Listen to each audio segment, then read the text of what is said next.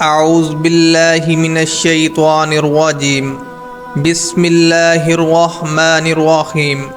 السلام علیکم ناظرین، آج کی اس ویڈیو میں آپ کو بتاؤں گا غزوہ ہند کیا ہے اور غزوہ ہند کب شروع ہوگا، اور غزوہ ہند کے بارے میں حضور اکرم صلی اللہ علیہ وسلم کے کیا فرمان ہیں، اور غزوہ ہند کے بارے میں علماء کرام اپنی اپنی کیا رائے رکھتے ہیں، اور یہ بھی بتاؤں گا پاکستان کا بھی کوئی غزوہ ہند میں عمل دخل ہوگا۔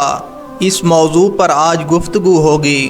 غزوہ ہند دراصل ایک جنگ ہے جو مسلمانوں اور مشرکین کے درمیان لڑی جائے گی۔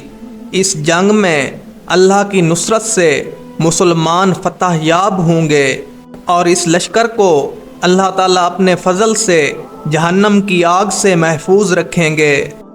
حضرت ثوبان رضی اللہ عنہ اس جنگ کے بارے میں حضور اکرم صلی اللہ علیہ وسلم کا ارشاد نقل کرتے ہیں کہ حضور اکرم صلی اللہ علیہ وسلم نے ارشاد فرمایا، میری امت کے دو گروہوں پر اللہ تعالیٰ نے جہنم کی آگ کو حرام کر دیا ہے، ایک وہ جو غزوہ ہند میں شریک ہوں گے، دوسرے وہ جو حضرت عیسیٰ علیہ السلام کے ساتھ ہوں گے۔ ایک اور غزوہ ہند کے بارے میں حدیث ہے جس میں حضرت ابو ہریرہ رضی اللہ عنہ حضور اکرم صلی اللہ علیہ وسلم کا ارشاد نقل کرتے ہیں کہ حضور اکرم صلی اللہ علیہ وسلم نے ارشاد فرمایا، تمہارے ضرور لشکر سندھ و ہند کی طرف روانہ ہوں گے۔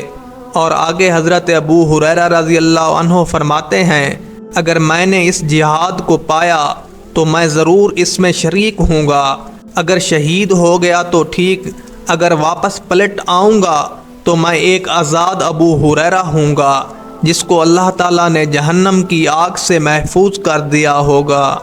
امام نسائی نے اسی حدیث کو اپنی 2 کتابوں میں نقل کیا ہے، جس کا مفہوم ہے کہ حضور اکرم صلی اللہ علیہ وسلم نے ہم سے غزوہ ہند کا وعدہ فرمایا۔ ایک اور حدیث حضرت ابو ہریرہ رضی اللہ عنہ نقل کرتے ہیں کہ حضور اکرم صلی اللہ علیہ وسلم نے ہندوستان کا تذکرہ کرتے ہوئے ارشاد فرمایا، تمہارا ایک لشکر ضرور ہندوستان سے جہاد کرے گا جس میں اللہ تعالیٰ مجاہدین اسلام کو فتح یاب کریں گے، اور حتیٰ کہ مجاہدین اسلام ان کے بادشاہوں کو بیڑیوں میں جکڑ کر لائیں گے۔ اللہ تعالیٰ ان مجاہدین کی اپنے فضل سے مغفرت فرمائیں گے۔ جب وہ مجاہدین واپس پلٹیں گے تو شام میں حضرت عیسیٰ علیہ السلام کو پائیں گے۔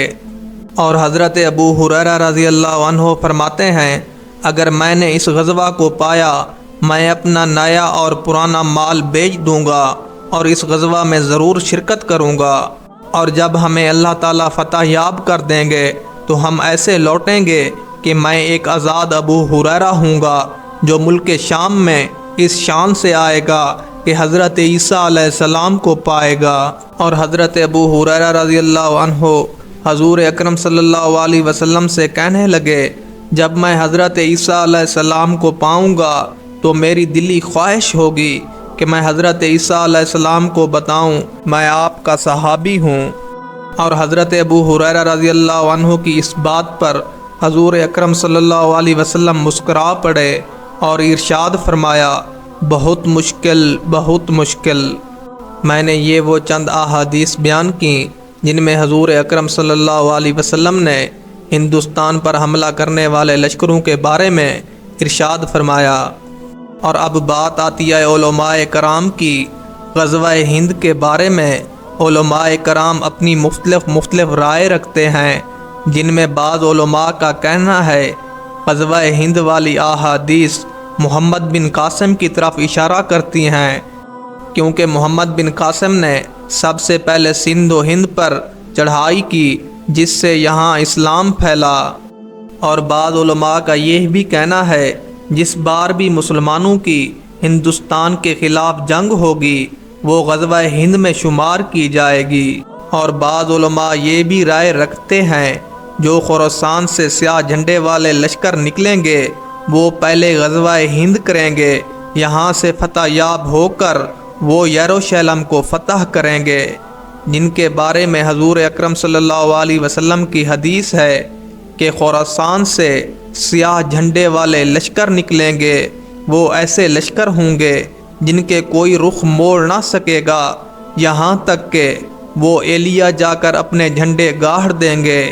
ایلیا حضور اکرم صلی اللہ علیہ وسلم کے دور میں یروشلم کو کہا جاتا۔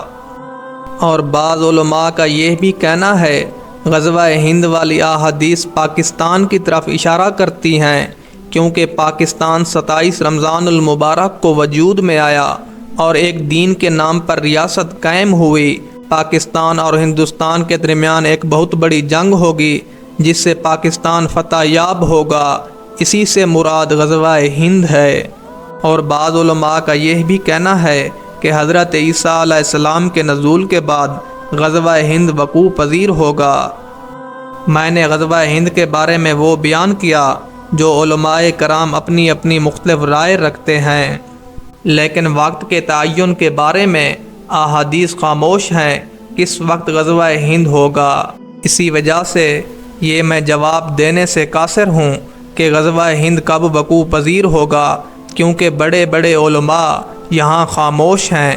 پھر بھی میں تو ایک ناچیز ہوں۔ جو کچھ میں نے آپ کے ساتھ بیان کیا، اگر انجانے میں اس میں کوئی غلطی ہو گئی ہو تو اللہ تعالیٰ مجھے معاف فرمائے۔ اسی کے ساتھ ہی مجھے اگلی ویڈیو تک کے لیے اجازت دیجیے۔ اللہ حافظ۔